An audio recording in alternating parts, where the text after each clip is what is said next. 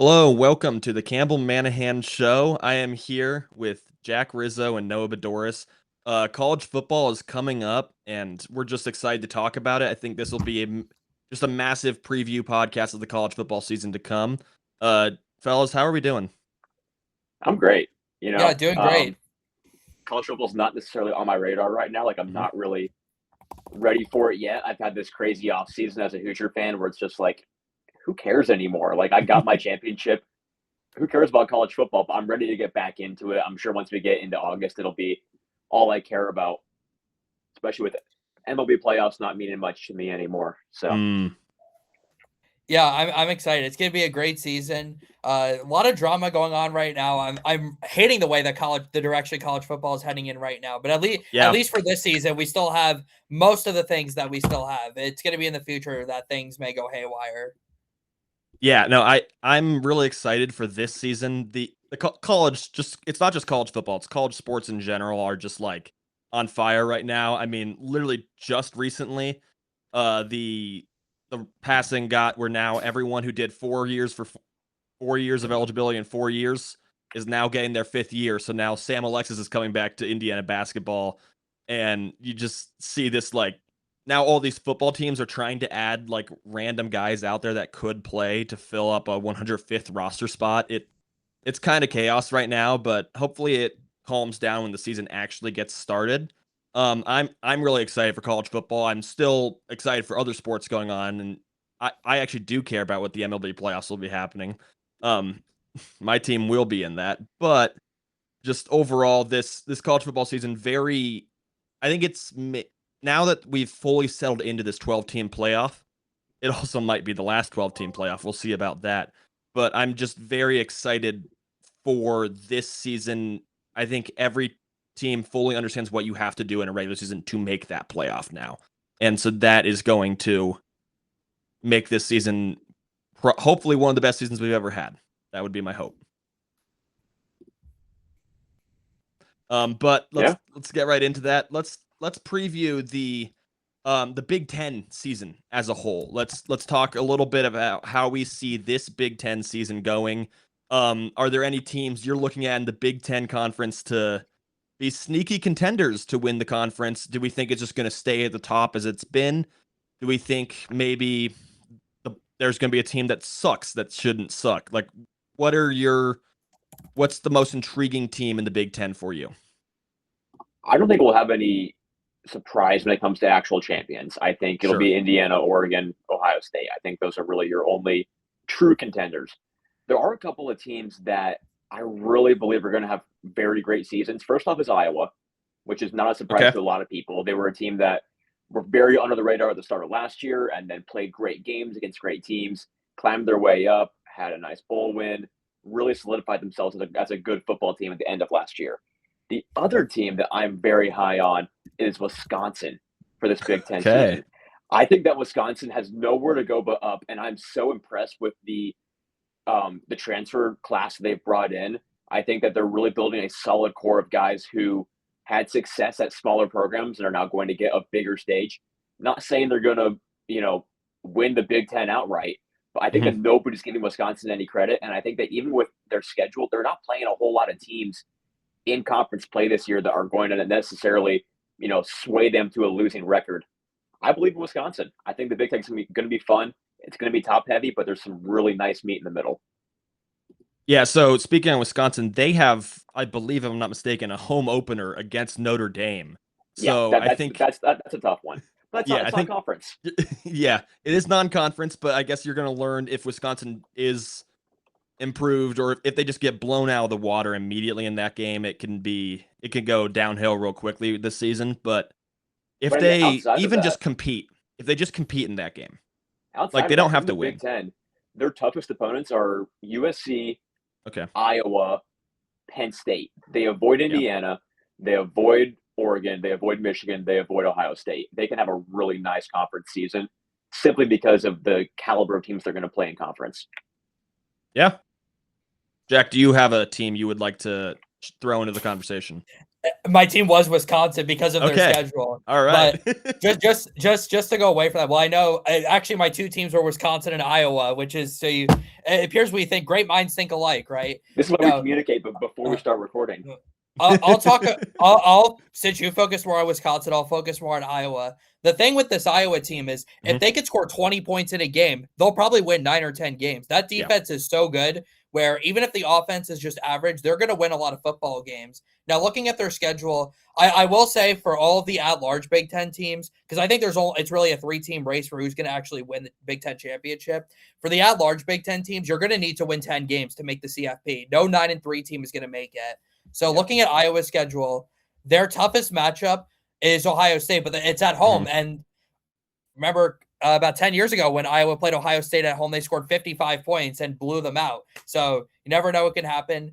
I could see Iowa winning 10 games out of this schedule. It's not going to be easy, right? Because they play Michigan and Ohio State back-to-back weeks, and they play Iowa State too, which is never a guarantee for them. But what that offense showed me last year is that they were at least a more than capable offense of scoring points. If they can score points, they're going to win games. So I think Iowa is the team to watch out for, with a little edge to Wisconsin as well. Like I said, that don't be surprised if Wisconsin wins like 8 or 9 games this year because of their schedule and their quarterback Colton Joseph was a stud at Old Dominion. We saw it firsthand last year. Indiana week 1. That's right. First play touchdown. That's right. Yeah. I mean, those are definitely 2 scheduled teams. And if we're looking at the, I think the ultimate schedule team that I see in this conference is Penn State. You pull up their schedule, they just play nobody pretty much throughout the entire. They don't play anybody non-conference. Their toughest game in the Big Ten is probably at Michigan. They host USC, so that's tough. They go to Washington. That's probably the 3 games they probably could lose on this schedule. Yeah. If they lose those 3 games, they won't make the playoffs. But if they only lose 2 of those 3, they just win one of them. That's a 10-2 team. A 10-2 team, the Big Ten, almost for sure into the playoffs. Yeah, I don't know, only because of how are they going to end the conference season? Because if Penn State plays well enough to clinch a spot in a conference title game, they get matched up against 11-1 Indiana, and they just get stomped out of the stadium. That's really going to push their playoff odds out, in my opinion, because of how competitive the Big Ten Conference is going to be this year. Yeah, I won't be surprised if simply winning in the regular season is enough to get Penn State in without a conference title. Yeah, I don't think they'll be in the conference championship. I see them as a 10-2 team who walks into the playoff as like the 9 seed into the playoff or something like that, because they're just a 10-2 Big Ten team. That's going to get you enough grace. But if Penn State gets in, how can Notre Dame be a playoff team, Campbell? You got to think about these things. Well, Notre Dame, we can get to them. They have the easiest schedule known to man also. And I don't even fully blame Penn State when it comes to scheduling. I blame Notre Dame for what they're doing. They fully handpick every single opponent on that schedule, and they chose to face just nobody all year.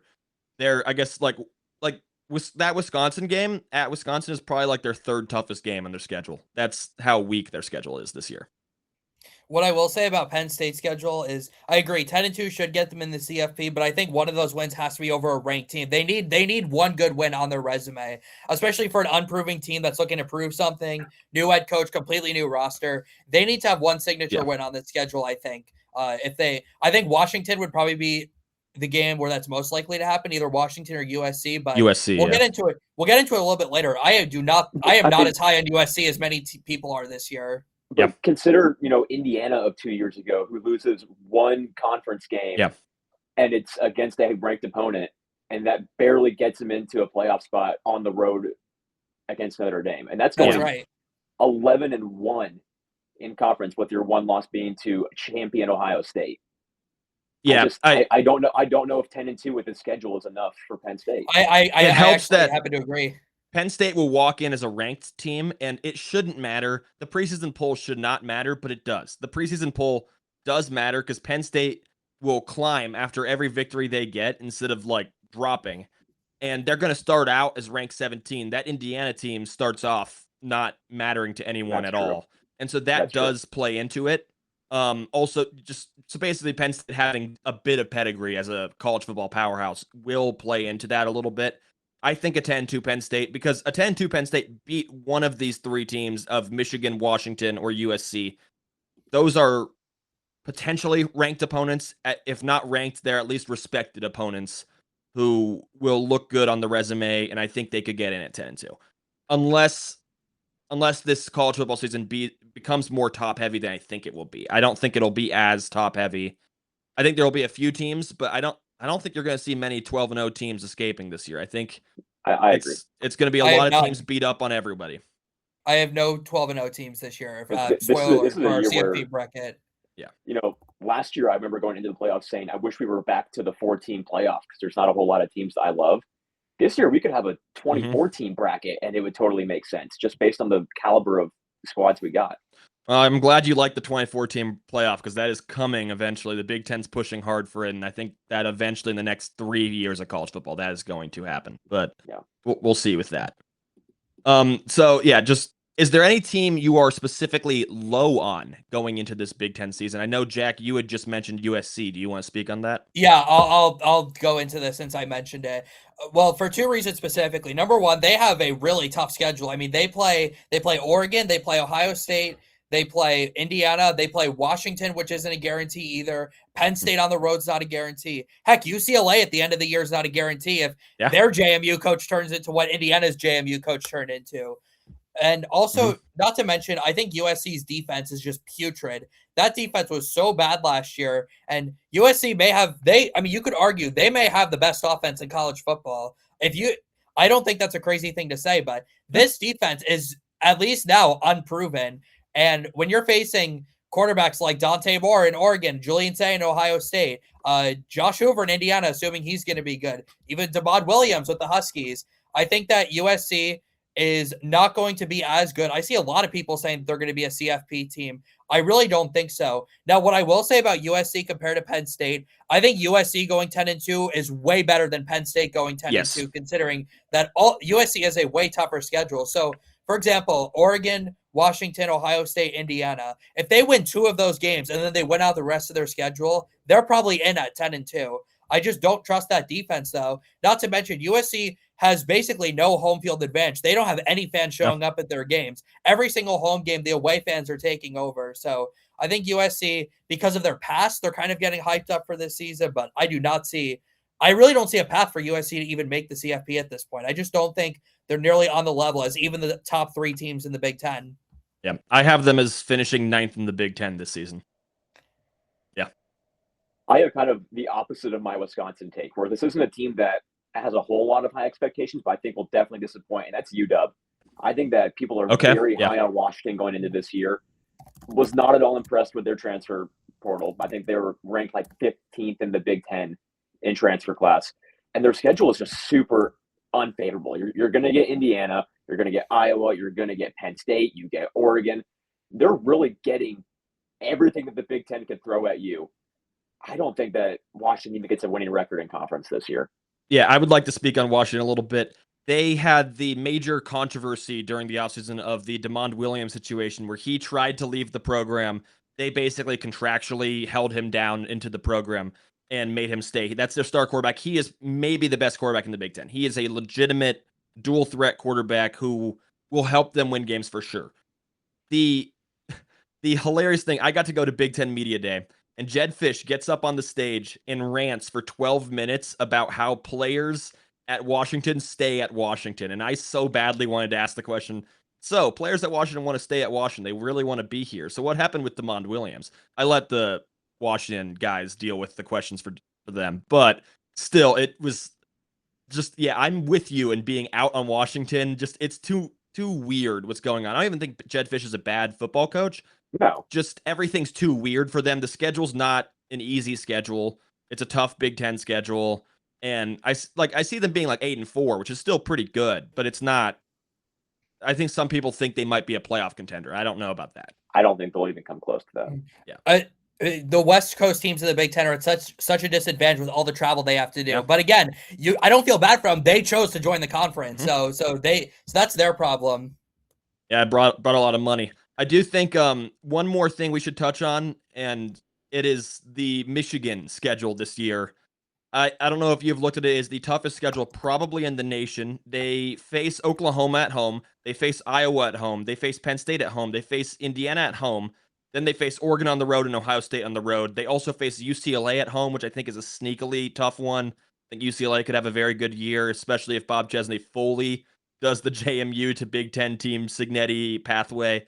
But yeah, I mean, this schedule is just loaded with pretty much every team you think of as good in the Big Ten, they will play. And they also play Oklahoma, who I think is a potential playoff team in the SEC. Yeah, and for that reason, I don't have Michigan as a playoff team this year. I think they have a whole lot of talent on this roster. They have the pedigree. They have some buildup. You've been seeing guys, brought up in this program. This is such a tough schedule. And in a college football playoff where we've seen the past few years, 8 out of 12 teams are from the Big Ten and SEC. Yeah. It's kind of hard to sneak in if you're not at the very top of that conference. Like you have that advantage by being Big Ten, but there's only at most 4 teams from the Big Ten who are going to come out of it.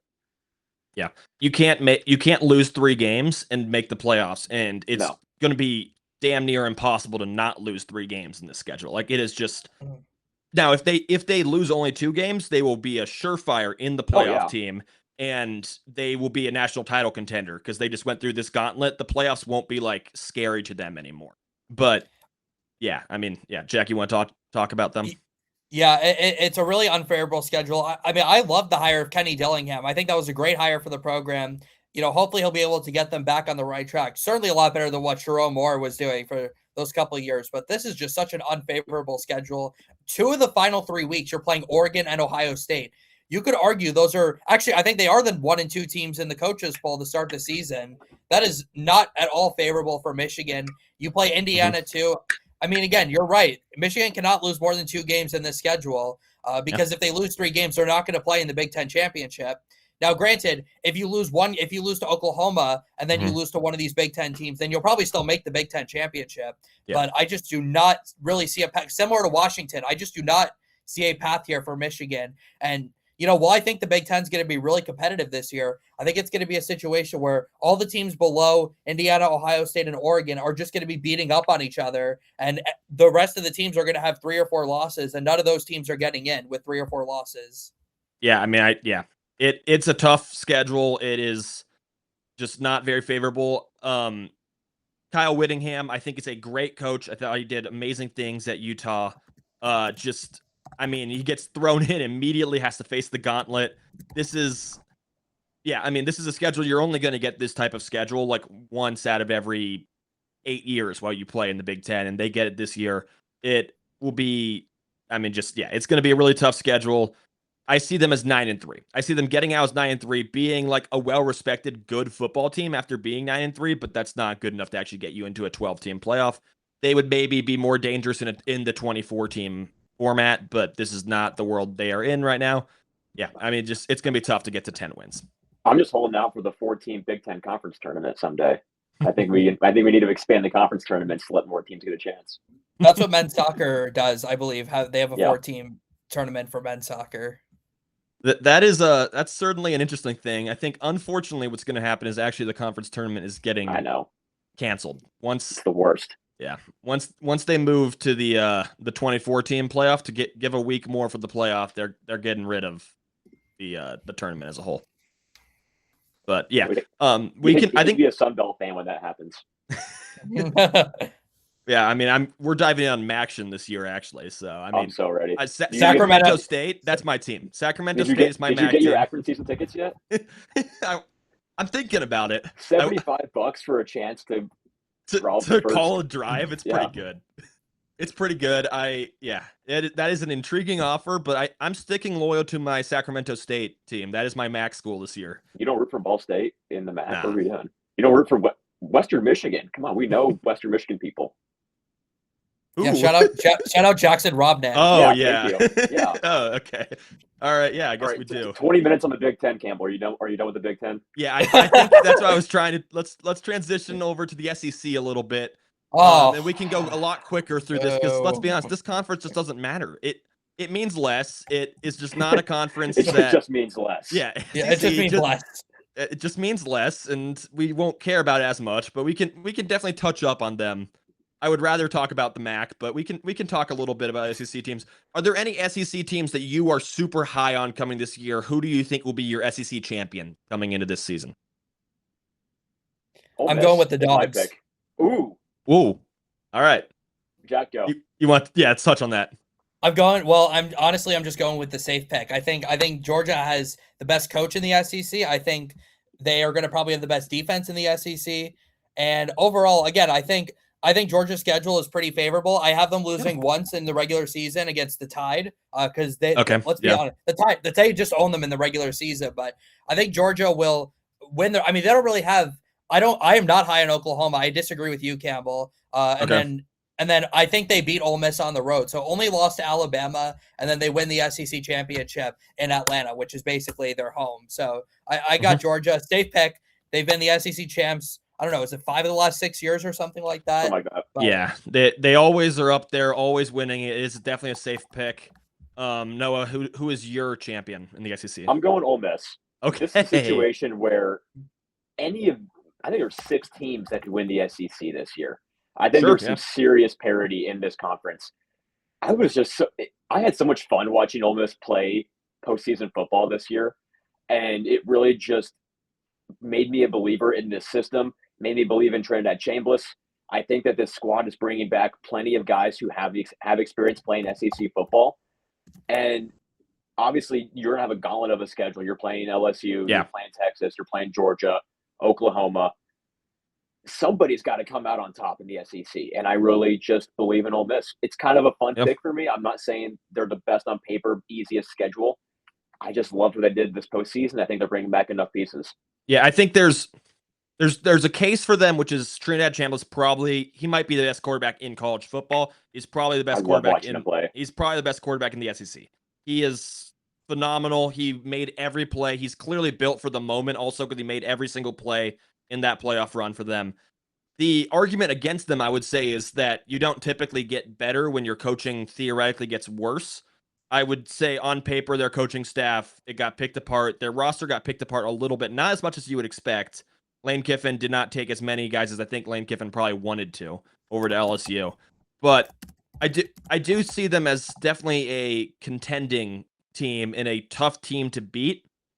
But I'm not as high on them. I think it's going to be tough for them to win some of these games like that. Oklahoma one at Oklahoma, Georgia at I guess they are home against Georgia, but still that's a tough one. At Vandy is sneakily tough. Home against LSU is tough, although they're probably going to have like the most hostile crowd for that game humanly possible, so that might help them out. But that's also still a really tough one. It's always tough for them to face Mississippi State. Louisville in the non-conference could surprise them week 1. I like Louisville a lot too. We'll touch on that when we get to ACC. But Louisville could be a fun team this year, and I don't know. I'm lower on Ole Miss. I am going to say a team that we haven't named yet is Texas, which I think is fascinating that we haven't named them. But I'm not going to predict Texas to win. I'm also going to be the safe pick with Jack. I do think it is Georgia who's going. They just have the favorable schedule, I think, out of SEC teams. It's not the toughest schedule for them. I see them pulling it off over either Texas or over like LSU maybe. I think LSU could be pretty good this year.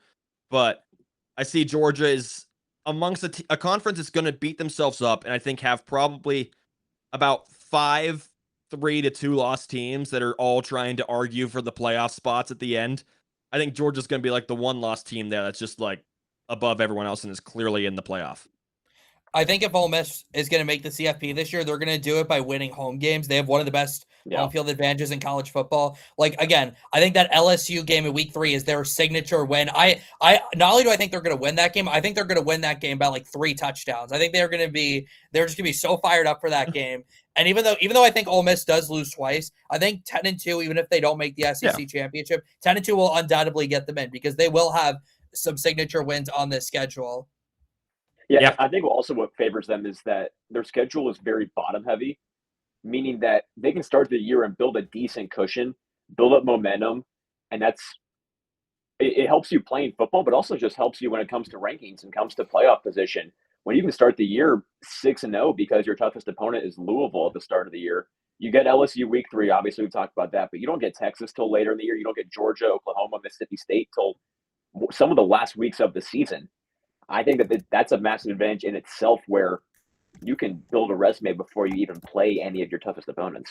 And as we've touched on also, if the game's close at the end, they're going to trust Trinidad Chambliss to make plays down the stretch and lead them to a final. Like I think if they are good this season is because they win a lot of these games close in the fourth quarter, and Chambliss is the hero for them. Also, and like if the first pick of the NFL draft, the Indianapolis Colts select, we would have to trade for a first pick because we don't have one, but we'll work on that. But do we have any more SEC teams we would like to toss up? Anyone you are especially low on coming into this year? There's nobody that I'm low on necessarily. I think that it's a very competitive conference as always. There's not really any teams that I am totally dismissive of. I think that we're going to get very solid Vandy football, very solid Mizzou football, very fine Kentucky football. It's going to be a kind of status quo SEC football season to me. Yeah. The only team I'm low on is the Sooners. I think they have a really their beginning of year schedule is tough. The first 5 weeks, they have Michigan on the road, Georgia on the road, and then they have Texas in the Cotton Bowl. You could argue they lose all 3 of those games. And if they lose all 3 of those games, they're done. They're not coming back from that. And they also have the Ole Miss and Texas A&M game. Yeah. That's right. It's a tough schedule. This might be stupid to say. I even think that Florida on the road is a trap game. It's never easy to win in the Swamp. I think Oklahoma is way more of an 8-4 SEC team this year than a 10-2 team like they were last year. Not high on the Sooners at all. Oklahoma, I agree, only because they kind of fall in this middle ground where they're not your Georgias, your Texas, your Ole Miss, who they're going championship or bust this year. But they're not your Mizzou's or Vandy's where it's like, let's have a winning season. Let's get a bowl game. Let's win our bowl game. That's a success. They're kind of in this middle ground where they're not going to win a championship, but they're not content missing the playoffs. And so I think they're kind of setting themselves up for failure this year because they're just not good enough to be where they should be, but they're way better than the rest of the SEC. I think their defense is awesome. I think it's one of the best defenses in the country. But I do not trust John Mateer. Ever since he got hurt early in the year last year, he just never looked the same, even when he came back. And I feel like it's going to be almost like the Carson Beck effect, where you kind of struggle after you look hot, you get hurt, and then you're just not the same after. So I'm not necessarily. You calling it 4 years of college football, play 7 years of total football. You calling it the Carson Beck effect, though, tees up my take on Oklahoma, which is that they might be this year's Miami, where it's their defense can just wreak havoc. Specifically, that defensive line is a scary defensive line. It might be the best defensive front, other than maybe Indiana's defensive front also, but it might be the best defensive front in football. It probably is the best in the SEC. They're going to be able to get after the quarterback. That defense is scary. They hit hard. Brent Venables, I don't necessarily love him as a head coach completely, but he can coach a defense. That I know for sure, and he will probably continue to coach a defense. Mateer is like good, not great, but good enough to like manage a game. I think they might win a lot of games where they only score like 25 points, but their defense holds the team to 7, and they just shut down everybody. And they might be able to like just muck a game up, make it ugly, and escape these ugly games, and that's how they could get to 10 wins this season. They're kind of like the Iowa of the SEC this year, I think. Yeah, they are. Yeah, but I think we're ready to move on from the SEC. We can touch up quickly on the ACC. I would just like give me who you have playing in the championship game and who you have winning. So Noah, who do you have being the ACC champion, and who will they beat in that game? I have Louisville over Miami. Your ACC championship. Louisville. I like Louisville a lot this year. Obviously, it's the ACC. It doesn't mean much. But That's a good slogan. Louisville's bringing in a very impressive transfer class to me this year. A lot of guys that have very high level experience, guys that didn't get playing time at places like Ohio State, but are going to get reps as a Cardinal. Is Louisville going to win the college football playoffs? No. Not even close. But they're playing in the ACC, and it's a conference where last year we saw Duke and Virginia playing in the conference championship. So I think anything's possible, and I think they have the roster to do it. Yeah, I mean, to touch on Louisville also, their schedule I kind of love. Now, they do play Ole Miss, but that won't matter for their ACC record at all. No. And then their toughest ACC opponent is week 3 against SMU. The rest of their schedule is such an easy ACC schedule. They don't face Miami. They get to avoid that one. I guess Georgia Tech's the next tough one in this schedule. It's a very manageable schedule that they might be 1-2 to start the year, but then they're going to finish the year 10-2 potentially, and that's only one loss in the ACC. That puts you in the conference championship game. Certainly. I mean, this is a conference that had Duke at 7-5 in the conference championship game last year. So it's not a very tough one to make the conference championship game for. But I think Louisville definitely has a good chance to do that. Like you have Louisville facing Miami in the conference championship. I just have Miami winning that game. Okay. I think Miami will win that game. And I think Miami's once again very good. I think they have better quarterback play with Darian Mensah than they did with Carson Beck last year. So I trust in that. I just think they're going to be maybe not. I think they will be better than last year in terms of consistently better than what they were last year because they were a bit inconsistent last year. But I don't know if they'll get to the peak that they got last year where they made that run to the national title game. So in the ACC, I have Miami winning as well, the conference championship. I am Miami over Virginia Tech because I am really high. There you go. I am fun. You know what? Yeah. I think James. Yeah, I think James Franklin is going to be great at Virginia Tech. That's a lot more of a low-pressure atmosphere than what he was dealing with at Penn State. I think Virginia Tech is going to fly under the radar. He brought in a great transfer class. We've always known that James Franklin can recruit. It's about winning those big games, but Virginia Tech doesn't have necessarily a difficult ACC schedule. Their toughest game is Miami. They do play in Miami late in the year. Yeah. But I think Virginia Tech will go either 10-2 or 11-1. I like the Cardinals too. I think they're going to have a decent year. Louisville's like your city, Jack. That's your team, dude. We teed you up. Okay, you know, I was high on them last year and they disappointed me. So I'm not. Even though they actually beat Miami last year, but I am not picking Louisville. I think Virginia Tech is going to surprise people. I don't think they're going to beat Miami in the ACC title game. I don't think they're going to be ready. And I agree with you, Campbell. I think Miami might actually be better than they were last year. Malachi Toney might be the second best player in college football, let alone the second best receiver, if you saw what he did towards the end of last year. So, again, Miami, really favorable schedule. I think Miami goes undefeated in SEC play. I think their only loss is to Notre Dame on the road because that is a really tough game for them. But I think Miami undoubtedly wins out in the ACC and they win the ACC championship. No question about it. Yeah. I think we're probably ready to move on from the ACC, but I think we all have similar ideas where we do think Miami will be good and probably a playoff team at that. Noah doesn't have them finishing it off in the conference championship game, but I'm surprised I'm surprised no mentions about Clemson. I guess we're all down on Clemson this year. I think I am out on Dabo right now. It's such a boring conference where it's like, I'm sure it can be really exciting if you're a fan of one of these teams. It's just like it's hard to be excited about Clemson football because they're not going to play anybody the whole year. They're just not very good. I think they're going to get blown out by LSU. I think that is in week 1. I think that's just going to be a massacre, and I think that's going to set them down. And I think it's going to be like another disappointing year, but they also can't fire Dabo because that is their guy who is a legendary coach for them. They'll never be able to fire him. They just need him to eventually change his philosophy on the transfer portal or retire. That is what they need him to do. But I think we can transition into the Big 12. Same thing for the Big 12. Give me who is playing in your conference championship game and who's going to come out on top, Noah. Jack, go first. Okay, Jack, go first. Are you sure? Okay. All right, well, Big 12, it just means less, right? It just means less. It just means less in the Big 12. I really hate to do this because Texas Tech is Texas Tech probably is the easiest schedule in the entire country, let alone the Big 12. Mm-hmm. If you look at their schedule, it is an absolute joke. They don't play BYU, they don't play Utah, who are probably the second and third best teams in the Big 12, in my opinion. I think Texas Tech has like a maybe greater than 50% chance of going undefeated in the regular season. And I think Texas Tech, because of that, it will give them some more cushion. Even though I still think they will win the Big 12 championship, even though they won't necessarily have to if they go 12-0. I'll go rematch of last year, Texas Tech over BYU in the Big 12 championship, and the Red Raiders win the Big 12 again this year. Just so much talent up and down that roster. Yeah, I think Texas Tech, they obviously have the whole Sorsby saga that went through this offseason, but overall their schedule's very favorable for them. They're very talented.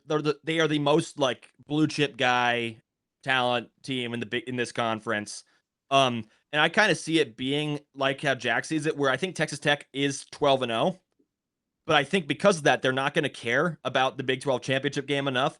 And I think a team that might be more wanting it, more needing it. I think the rest of the Big 12 is going to be just like a massive like pile of like 9-3 teams. And I think who's coming out on top of that is a team that I think is just going to be a fun team to watch. It's Oklahoma State, who is basically bringing North Texas from last year. But that because of that, Drew Mestamaker is one of the best quarterbacks he's a sophomore. He just slings it. He's a lot of fun. I think this team is going to be a lot of fun. They have a really good running back in Caleb Hawkins. Their offense is going to put up 45 points a game in the Big 12 at least. And it's just going to be a fun team to watch. They might not win. I might be wrong. They might go 6-6, but I'm going to ride it out. I think they're going to get like to 9-3, and then they're going to have a great showing against Texas Tech in the championship game, and they take down Texas Tech, although Texas Tech will still make the playoff. I'll complete the sweep. Texas Tech, it's not even going to be close, I think, in this conference. But the team that they beat in the conference championship is going to be the winner of when BYU and Utah played this year. Okay. I'm not sold on who it is yet. I lean BYU, but I think those are going to be those that kind of digging at it for second place. Again, it's a conference where I think it's very easily Texas Tech's to lose, and there's not going to be a whole lot of competition after that. I like Texas Tech's roster a lot. A lot of guys that you're bringing back is also part of their strength. You have guys who are used to the system. When you guys have guys like Will Hammond, who took snaps last year at quarterback and figured out how to play very good football, you're going to be pretty impossible to beat with the level of competition they're going up against. Yeah. No, I mean, they are clearly the bar in the Big 12 right now. It is pretty clear. I think we're ready to just go down the list and give our 12-team playoff. Are we ready to do that? Yep. Yeah. Are you Okay, guys? Am I bugging for you guys? Like both of you are super grainy and slow all of a sudden. I think you're. Are we still it good? looks fine on my end. It looks good on my end too. Then I'm good. All right, I think we're gonna be okay. You want to just start with?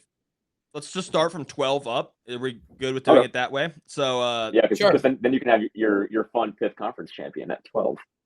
Yeah, exactly. So who wants to go first here and announce who their power North or Dakota group of State five? University is the 12th seed in this year's college football playoff. There we go. That's a lot of fun. First time in FBS.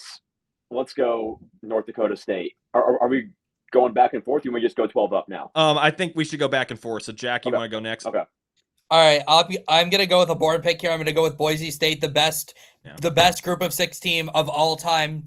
I think they're always just gonna have the resources. I think the Pac-12 is honestly gonna be a decent conference this year. They're not playing in the Mountain West anymore, so I think this will be a decent conference. And there's no doubt that if Boise State wins the Pac-12, they will be the best group of 6 champions, so they get the automatic bid. Yeah, I am going with my team, the Sacramento State Hornets at 12. They're gonna run it, dude. They're gonna be 12-0 through the MAC schedule. It's a tough MAC schedule. It's a grueling schedule through the MAC, but they're gonna win the MAC. So 13-0 actually after winning the MAC conference championship game, and they'll at 13-0 they'll have to, even if they have no good win in their schedule, you have to give them the nod at 13-0. Put them at 12. I don't know. Tuesday night against Toledo, that might be a tough one. It's a tough one, but they're not daunted. They're not daunted. My number 11, just because I got to put them in somewhere, is Louisville. I mean, when you win the ACC, you're an automatic bid in this situation. You're not getting any higher than 11 in this system. But yeah, I think that makes a lot of sense. My 11 is Ole Miss as an at-large at 10-2. I think Ole Miss loses to Texas, and I think they lose to Georgia, but I think they win out the rest of their schedule. I'm high on this team. I love Pete Golding. I think he's a great coach. Yeah. This roster is really talented. Trinidad Chambliss is going to win them a lot of football games. And we saw last year that Ole Miss not only knows how to win in the regular season, they can win in the CFP too. So I think Ole Miss can have a very similar season to the season they had last year. Yeah, I'm going to throw in at my 11. I have Oklahoma. You guys are low in Oklahoma. I'm going to stand my ground. I think they're going to be able to muck games up and get to 10 wins, and the 10 wins will award them the 11 seed here. So I got Oklahoma at 11. My number 10, and I imagine they would get higher, but I'm putting them at 10 as Notre Dame. Okay. I think that just because of their state of schedule, they're going to have a pretty clear path to the playoff. I just think there's so much parity in the Big Ten and SEC. It's going to be hard to put Notre Dame in the middle of those schools. And so I think they fall below that tier of the Big Two conferences. Probably a near perfect regular season, but the number 10 seed. Yeah. So you're basically saying they lose that Miami game, which would bump them to 11-1. That's the most likely outcome for them to be in the playoff, but not very high in it. Jack, who do you have at 10? I really hate to do this, but at number 10, I've got the Crimson Tide. I think they're also going to be 10-2, enough to get them in as an at-large. I think they're gonna beat Georgia midway through the season. That's going to be a signature win, enough to get them in. I think they're going to lose to Tennessee and LSU on the road. But again, we saw last year Alabama with 3 losses was in safely. So if they only have 2 losses, they're going to be in safely as well. It's Alabama. You know they're going to be competitive. I'm not going to say they're going to be good. I'm just going to say they're going to be competitive. Yeah, I'm right with you at 10. I also have Alabama. I think that Georgia win will be Georgia's one loss in the schedule, and Alabama will use that one really good game to ride themselves into the playoff at 10-2. I do not see them being the SEC title game this year, but I do see them sneaking into the playoffs. Yeah, there were 4 teams that I kind of all had in this area of my bracket. That was Miami, LSU, Texas A&M, and Bama. 2 of them I had to keep off. And so I'm doing 9 and 8 at the same time. Number 9, I have LSU. I think they have a lot of talent, great coaching, decently favored. I mean, it's the SEC. Somebody's got to come out. And then number 8, reluctantly, I have Miami, just because of the regular season they're going to have. I don't think they are necessarily the 8th best team. I just think that they'll be awarded with the 8th seed over a team like Bama. It's going to be so tough this year, I think, on the playoff committee. There's going to be so many teams that deserve those top 10 spots. Just Bama's one of those teams that falls out for me. Yeah. I also have LSU as my 9 seed, also going 10-2. I think they lose. I think they also lose twice on the road. I think they lose to Ole Miss, as I already said, and I think they also lose to Tennessee. Tennessee's tough road environment, but I think the reason why I have LSU over Ole Miss then is because I have LSU beating Texas, and I think LSU beating Texas is a big enough resume booster to get them all the way up to this 9 seed. As Noah said, so much talent, great coaching staff. LSU is going to be really good this year, even though I wouldn't say I'm a fan of LSU. I'm going to be kind of hate watching them this year, but I can't deny that they're going to be good. They're going to win 10 games. They're going to be in the CFP for sure. Yeah, no, I think that makes sense. I actually am going to snub them off the CFP this year. I do think they get a third loss. I think they get a third loss, but I'm going to go with my 9. I have Penn State. I think that I explained it already, where I think they're just going to ride the coast to 10-2, have basically no good wins, but get in there. The committee will award them a spot in this playoff, and then I think they get smoked in the playoff. But I think they just get destroyed. I don't think they're actually that good, but I think they're gonna just get schedules gonna ride them into this playoff. They're gonna be my 9. All right, well, I guess we'll have to mention our 8s now, Campbell, since Noah jumped ahead of us. Noah did jump ahead. Yeah, I did. All right, at number 8, I feels crazy to put them this low. I have Oregon. I have Oregon at 11-1, not making the Big Ten championship because they're going to lose to Ohio State, so that's going to keep them out. But great team. Dante Moore, arguably the best quarterback in college football. Dan Lanning has really built something special there. It really doesn't matter for Oregon where in the CFP they rank, because they are one of the best teams in the country. It's just a matter of, can they actually finally start to win big games in the CFP, or more so than that, actually be competitive in games that they're eliminated in, because they lost to Indiana by 34 in the Peach Bowl last year. They lost to Ohio State by 20 plus in the Rose Bowl the year before. Oregon needs to be competitive in their CFP games that they're in this year, but they're not going to have any problem making it for sure. Yeah, I mean, they are a national title or bust team this year. They've returned so much talent. They brought in so much talent. That Dan Lanning has a elite squad who on paper might be the best team in college football.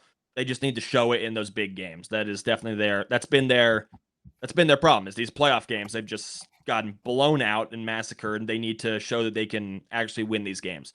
And so that will be what it comes up to. My 8 is going to be Texas.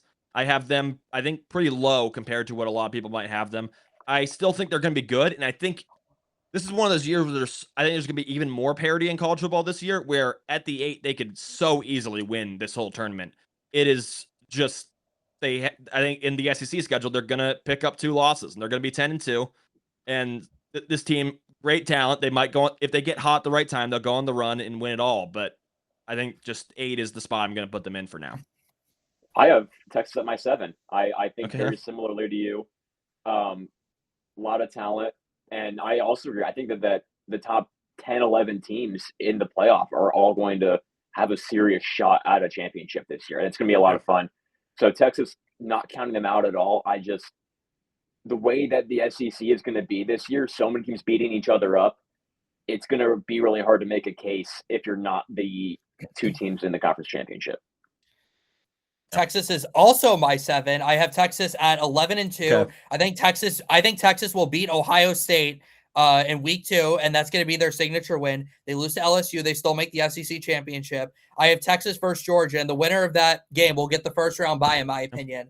I have Georgia over Texas, so that drops Texas down here to 7. But I think Arch Manning's going to take a huge step forward this year, possibly be the number 1 overall pick in the draft next year. And Texas always has one of the most talented rosters in the country. And I think unlike last year, they're actually going to somewhat live up to expectations this year, although they're in the same boat as Oregon, where it's national championship or bust for them.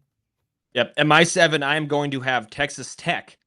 I see them as a 12-1 team, but that one loss being in the conference title, which the committee typically does not dock you as much for as they would for another game. I think they would be a team with a bye if they went the 13-0. They don't go 13-0. They lose that game, get bumped down a little, but still a comfortable 7 seed. That still hosts a playoff game. They still are, comfortably in the playoff here. I have them at 7. Well, I have Texas Tech as my 6th, Okay. still as your conference champion. I just think that sometimes winning isn't enough. It depends on who you beat. And Texas Tech is going to do a lot of winning in the Big 12 this year, just not enough to seal that top 4 seed. Well, what a shock. I also have Texas Tech as my 6th seed. I have Texas Tech going 12-1, winning the Big 12 championship. But Campbell, you kind of talked me into it. I have Texas Tech losing to Oklahoma State on the road at the end of the regular season. And that will keep them out of a first round bye. But 12-1, that'll be more than enough to get them in, especially as a conference champion. We know how much talent this roster has. Texas Tech back to the CFP. Yeah. I mean, I think they're a strong team, but we'll see. That schedule just is so weak that maybe by the time they get to the playoff, they haven't faced enough real opponents and they don't know what to do when they face like a real juggernaut of college football. But at my 6, I am going to have Miami. I think they will lose one game this year. That one game being to Notre Dame. But other than that, they will coast. They'll win the ACC pretty comfortably, I think, and that is good enough for not a bye because their schedule just isn't good enough and they didn't win that Notre Dame game, but good enough to be a 6th seed. I think they're going to look really good through it. I think Darian Mensah is a way better quarterback than Carson Beck was last year, so their offense will have a bit more pizzazz to it. And yeah, I have them at 6. All right, number 5. This is where we're starting to get a little bit serious. I have Ohio State. Yeah. I think that a loss to Indiana bumps you down. I think that they're going to have some tough game. Like I think that the Iowa game, the USC game, even the Michigan game are going to be too competitive to really justify them as better than they are. I still think that they're obviously going to be a championship contender, but I have them losing to Indiana in Bloomington this year. And so for that reason, Ohio State's at my 5.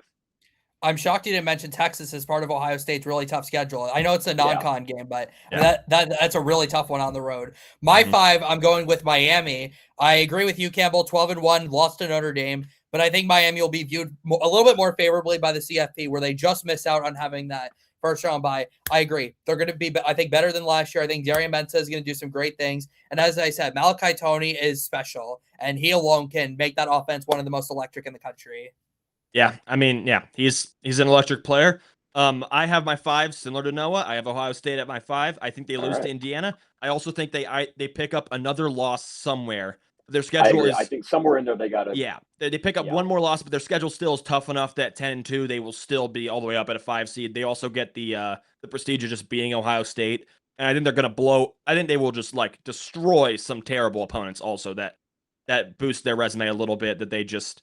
I mean, that offense is going to put up points. The defense has a bit of question marks because they lost a lot of talent in the defense this past year, but I think they'll figure it out. They have every 5-star ever. They'll figure it out. They'll piece it together. I have them at 5.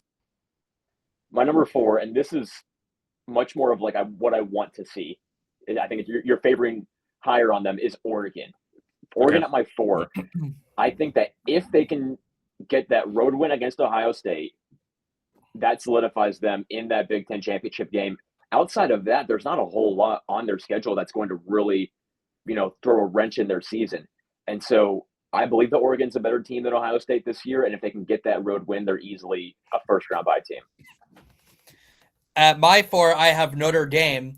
I think Notre Dame goes 11-1. Now, you might be confused because I said they were going to beat Miami. So who do I have them losing to?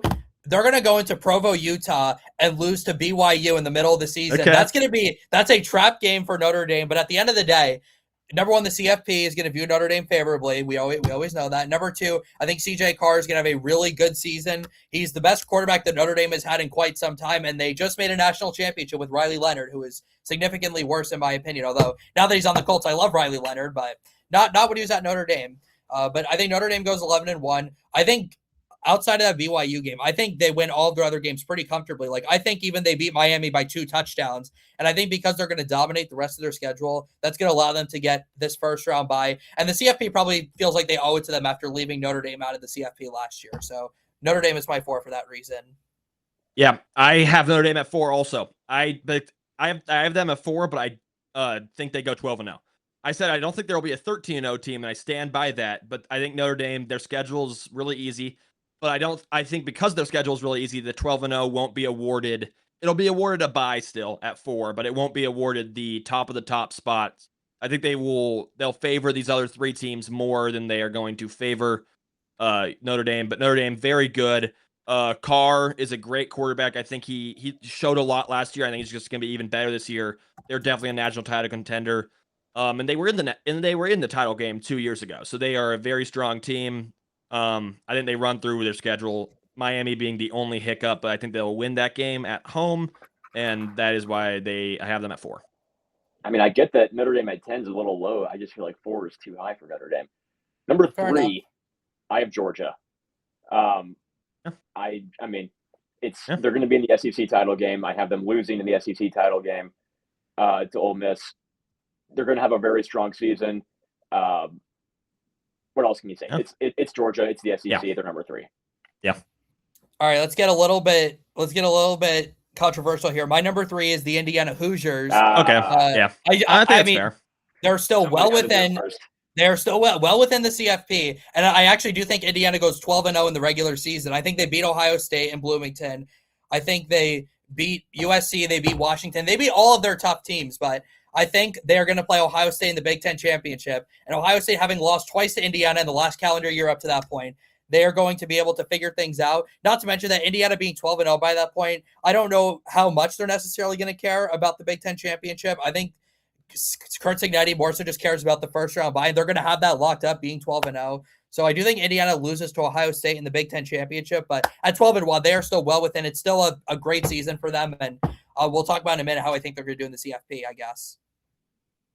Yeah. At 3 for me, I have Oregon. I think Oregon, I touched on it. This is the most talented Oregon team we've seen. And I think Oregon will win the Big Ten Championship. I think they're going to win that championship game, and that's going to help them out a lot to put them up to 3. I think they will lose to, they'll slip up in one game this season, but 12-1, putting them in the 3 seed. The Big Ten Championship game, the committee won't favor as highly as some other games, so I think that's why they won't bump them up maybe to like the 1 spot after winning that. But I do think they will favor them as a really good team. They'll get that bye, Oregon at 3. At number 2 is Ole Miss for me, my SEC champion. I love Trinidad Chambliss. I think that they come out in this, death cage match that is the SEC this year. I think that does enough for them, and they get the number 2 spot. Yeah. My number 2, despite them having 2 losses, I'm going with Ohio State because I think what's going to happen with Ohio State is what Auburn did back in 2017, where Ohio State's going to lose twice early in the year. They're going to lose to Texas. They're going to lose to Indiana. But the final few weeks of the season, they're going to be 2 number 1 teams. I think Oregon's going to be undefeated when they come into Columbus. So Oregon will be either number 1 or number 2 at that point. I think Ohio State will beat them. And then Indiana will be number 1 in the Big Ten Championship, as I just mentioned. So Ohio State beating those 2 number 1 teams, they move ahead of Indiana. They're Big Ten champs. And despite being 11-2, they are the number 2 seed in the CFP for the second straight year. Yeah. At number 2, I have the Georgia Bulldogs. I think they're your SEC champions. I think they will lose one game that will be to Alabama, but a 12-1 SEC title winner that puts them at 2 because it's the second best conference. I think that makes perfect sense. Georgia slotted in at 2. Well, that means that Campbell and I have the same number 1 team. Does. My number 1 team, once again, is the Indiana Hoosiers. I think they have a perfect regular season. I think they get Oregon in the Big Ten championship, and they get that home crowd at Lucas Oil Stadium, and they cruise to another conference title. There's not much else you can do to not get the number 1 seed in that point. And so give me Indiana. Sure. Yeah. I have Georgia as my number 1. I mean, I think this is a pretty safe pick. I think Georgia, again, as I said, I think they lose to Alabama, but Alabama's in the CFP. That's not going to be really a loss of any significance. I think beating Texas in the SEC championship game is going to be a huge boost for them. I think they're going to beat Ole Miss, beat Oklahoma. They're going to have so many big wins that I feel like it's going to be pretty much obvious that they should get the number 1 seed in the CFP this year. As much as I hate the SEC and rooting for the SEC, it just means less. Yeah. No, I am going to have Indiana in at my 1 spot. I have them losing in the Big Ten title game, though, to Oregon. That will be their 1 loss, but I think the committee has just shown it. They're not going to dock them that much for losing that game, the title game. I still think they give them the 1 seed. I think it'll be a huge debate. Like in my world, the Indiana, Georgia, Oregon, who's going to be the 1 seed, their debate would be a lot. But I'm good. They're going to give it to Indiana, reigning national champs. Their 1 losses in game that's just starting to fizzle out in its importance. And so I'm going to give Indiana the nod at 1. I don't see Indiana losing in Indianapolis against Oregon, a team that they blew out of the stadium in Atlanta just a year ago. I don't see them losing a conference championship to a team that is like Oregon. Maybe Ohio State, when you can still kind of have, I mean, Jack, you were there for the Big Ten championship last year. And you said it was about 50-50. Yeah. No, Indiana. That's what I heard. I heard it was a good amount. I heard 50-50. I was there. It was 65-35 Indiana. Okay, but still, it's not 95 like we saw against Oregon. I think people. I was in the Ohio State sector, or close to where the Ohio State fans were, and I would still say it was 65-35. I walked around the stadium, decent amount, but even that's still a decent amount of Ohio State fans. Lucas Oil has almost 70,000 seats. That's still probably like 35,000 Ohio State fans there too. So it doesn't make much of a difference. But if Indiana plays Ohio State in the Big Ten championship, that'll be much less of a home crowd advantage than Oregon, because it was 95-5 at the Peach Bowl, and that's in Atlanta. If this is in Indy, it might be 99-1, and the marching band may be the only Oregon fans there. Yeah. All right. Are you guys ready to give your national title game and who's coming out in the national title? I'm ready. Are you ready? All right, Noah, you want to take it away? Yes, give me, because I believe in Big Ten supremacy, but I want to be a little different. Yeah. Give me Oregon over Ole Miss in the Natty. And that's just, is it going to happen? Maybe not, but that just sounds like so much fun to watch. And I would tune in religiously to Oregon and Ole Miss in a national title game. Dante Moore versus Trinidad Chambliss. Give it to me. Yeah. Jack, you ready? Well, I think with the controversy that's happened over the last week, this is kind of like a storybook national championship, because I have Indiana facing Notre Dame. So even though that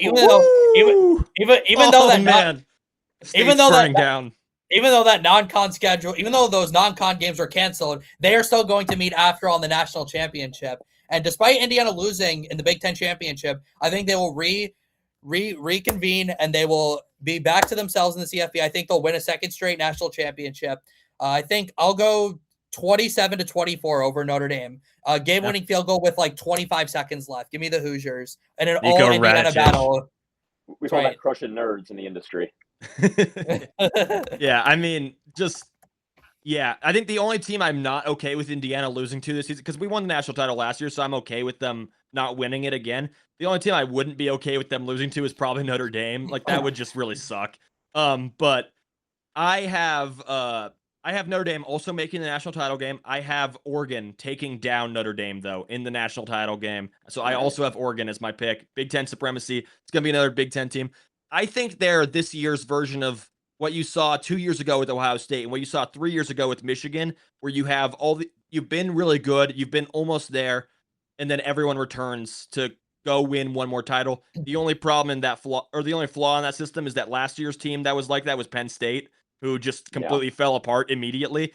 But I don't think Oregon's going to do that. I think Oregon's really good. I think Oregon's going to get past their flaw of losing these big games in the playoff, and I think Oregon takes down Notre Dame, the national title. I'll say 31-17. I think Oregon wins somewhat comfortably. Yeah, I didn't give a score. I didn't give a score for mine. Give me 38-27. Yeah. Yeah. It's a fun game. I will say one bold prediction I have is well, it's not really bold considering what's happened the last 2 years, but I have both of my 1 and 2 seeds in my bracket going one and done in the CFP. Wow. I have Georgia losing to Oregon in the Rose Bowl, and then I have Ohio State losing. I have Ohio State losing again to Texas in whatever bowl game that is. Yeah. Yeah. I mean, I think we're all really excited. We're very opinionated about this college season. Really excited to get it out. I think that's going to be all for talking about college football. Noah, do you have any content you would like to shout out? Just plug yourself real quick. Yeah. I mean, this is the year of soccer for me, for media. So IDS, Indiana men's soccer, starting up right now. We'll see what's going on with Big Ten Network Plus and WIUX. Lots going on for me. I'm more excited for basketball season, so check back with me once we get to the winter. All right. And Jack, would you like No Boudouris on X? There you go. Yeah, no Boudouris. LinkedIn. All right. Yeah, there you go. Yeah. Jack, what would you like to plug? That's right. I'll be in a similar place to Mr. Boudouris. I'm covering med soccer for the Hoosier Network. I'm doing it for WIUX. Still waiting to get my Big Ten Plus schedule. We'll see what I get for that. But I'll also be with you, Campbell, on the sidelines for football too. For Daily Hoosier, got a lot of good content coming out. I just wrote a piece on Brian Haynes and the defense, which I think that will be once again the star of the Indiana team. So go ahead and check that out. Jack Rizzo PXP on Twitter. Yeah, thanks for having us, Campbell. Yeah, thank you for being here. All right, and look out for more content from me. Later today on this feed, I'm going to put out an article reacting to Purdue's AD's new statement. I'm gonna break that one down, so that'll be a lot of fun. But thank you guys for joining me. Look for more content on this platform coming up in the future. Thank you guys.